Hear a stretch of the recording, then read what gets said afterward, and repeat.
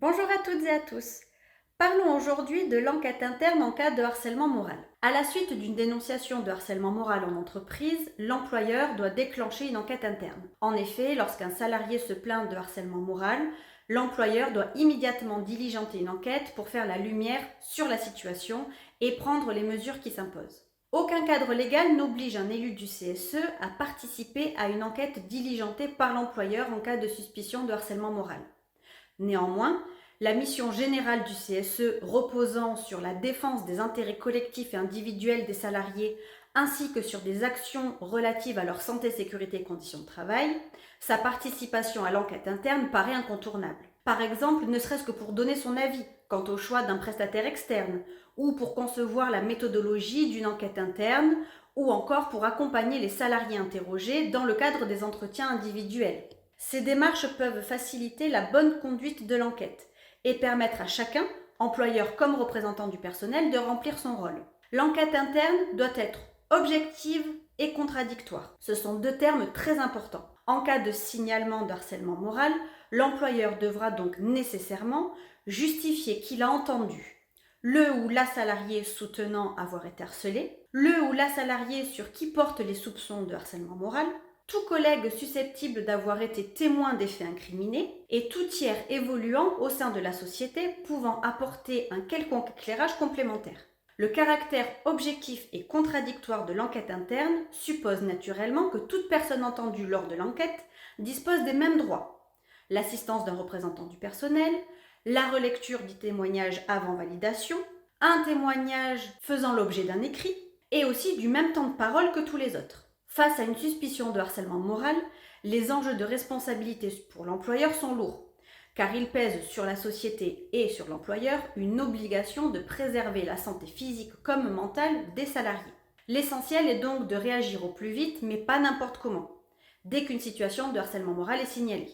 Si les faits sont avérés, l'employeur devra alors mettre un terme au harcèlement moral et, le cas échéant, sanctionner le salarié responsable en mettant en œuvre une procédure disciplinaire pouvant aller jusqu'au licenciement pour faute grave. L'employeur doit agir rapidement pour sanctionner l'auteur des agissements d'harcèlement moral, parce qu'au terme de l'article L 1332-4 du Code du travail, aucun fait fautif ne peut donner lieu à lui seul à l'engagement de poursuites disciplinaires au-delà d'un délai de 2 mois à compter du jour où l'employeur en a eu connaissance. Il y a donc une spécificité avec la date, le point de départ du moment où l'employeur en a eu connaissance.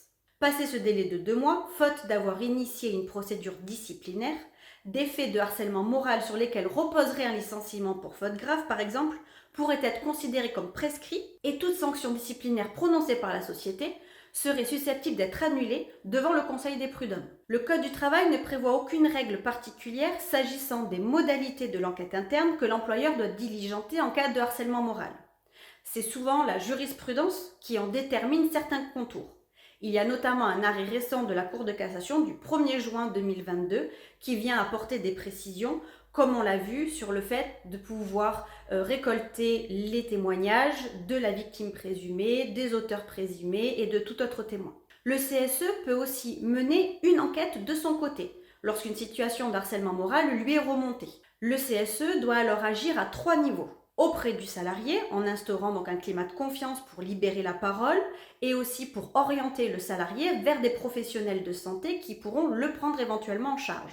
Le CSE doit agir aussi auprès de la direction en remontant l'information pour favoriser la mise en place d'actions rapides et concrètes.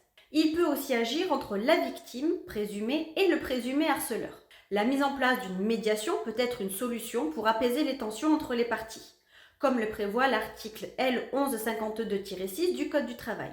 Le choix de médiateur doit faire l'objet d'un accord entre les parties. Concernant les phases de l'enquête du harcèlement moral, d'abord il y a donc l'audition des protagonistes avec la victime qui doit être entendue, comme la personne incriminée par la dénonciation. Toutes les parties doivent être entendues de manière impartiale et bénéficier d'un traitement équitable. En l'absence d'audition, l'enquête a une portée limitée parce qu'elle met en doute les témoignages reconnus et recueillis. De même, les membres chargés de mener l'enquête auront intérêt à établir un questionnaire support aux auditions ou une fiche compte rendu, une trame type pour déterminer les personnes à auditionner afin de concourir à la compréhension de la situation et au principe d'équité. Il est aussi impératif d'établir un compte-rendu d'audition. À noter que si certains des témoins peuvent souhaiter garder l'anonymat, il faut savoir qu'il a été jugé, que le juge ne peut pas fonder sa décision uniquement ou de manière déterminante que sur des témoignages anonymes. Concernant le salarié auteur présumé des faits, il peut faire l'objet d'une mise en disponibilité, par exemple provisoire, au titre d'une mesure conservatoire, destinée en fait à garantir les intérêts de l'entreprise, à condition que ça ne constitue pas une modification durable de son contrat de travail. Tout ça, ce sont des exemples sortis de la jurisprudence d'arrêt de cour de cassation. Au terme de l'enquête, un rapport est rédigé conjointement par les membres de la commission d'enquête et en cas de désaccord, chaque membre pourra rédiger son rapport ou faire part de ses observations par écrit. Puis, les résultats de l'enquête sont présentés aux membres du CSE au travers d'une réunion à titre d'information-consultation, avec pour règle essentielle de respecter avant tout une totale discrétion. C'est à cette occasion que des mesures pourront être prises en charge, prises en compte et analysées en vue d'améliorer les conditions de travail. Enfin, il faut savoir que l'employeur n'est pas tenu d'informer les élus sur la sanction envisagée à l'égard du salarié mis en cause, si ce dernier est reconnu responsable. Cela est fixé à l'article L 1152-5 du Code du travail. L'enquête qui serait suivie par la commission santé, sécurité, conditions de travail ou le CSE ne vient pas pointer nécessairement un danger grave et imminent. Elle peut simplement analyser avant tout un incident afin d'améliorer la protection des salariés. Pour autant, si la situation d'un danger grave se présente, l'employeur doit informer les représentants du personnel dans les plus brefs délais. Le défaut d'information ou son retard pourrait, le cas échéant, constituer un délit d'entrave.